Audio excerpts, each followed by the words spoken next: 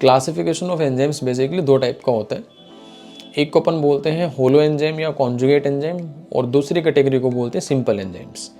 Simple enzymes basically क्या होते हैं, सिर्फ प्रोटीन पार्ट के बने होते हैं।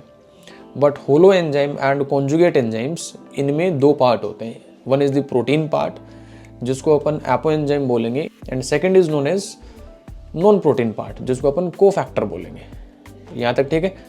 अब जो को फैक्टर है it could be either organic और इनऑर्गेनिक। जैसा कि आप स्लाइड पे देख रहे हैं, ये ऑर्गेनिक भी हो सकते हैं, ये इनऑर्गेनिक भी हो सकता है। ऑर्गेनिक को factor is further divided into two categories. One is the prosthetic group, other one is the coenzyme.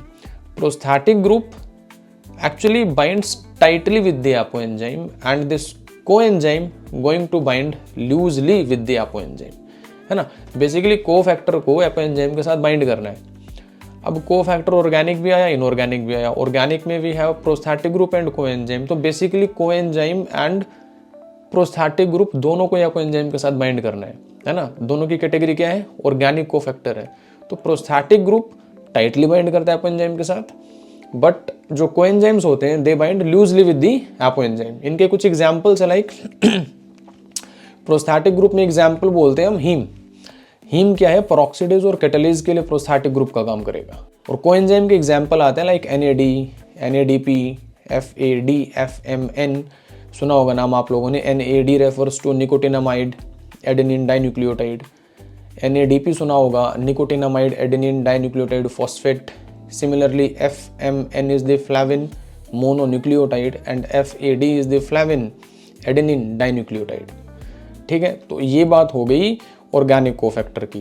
अब सर ऑर्गेनिक कोफैक्टर के अलावा एक और भी कैटेगरी इनऑर्गेनिक कोफैक्टर, राइट।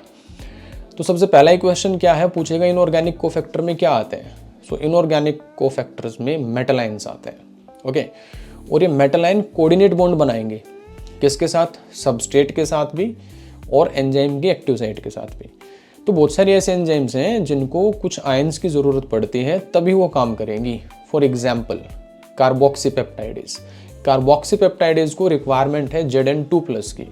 मतलब अगर आप उस रिएक्शन में Zn2+ नहीं डालोगे तो वो एंजाइम काम नहीं करेगी।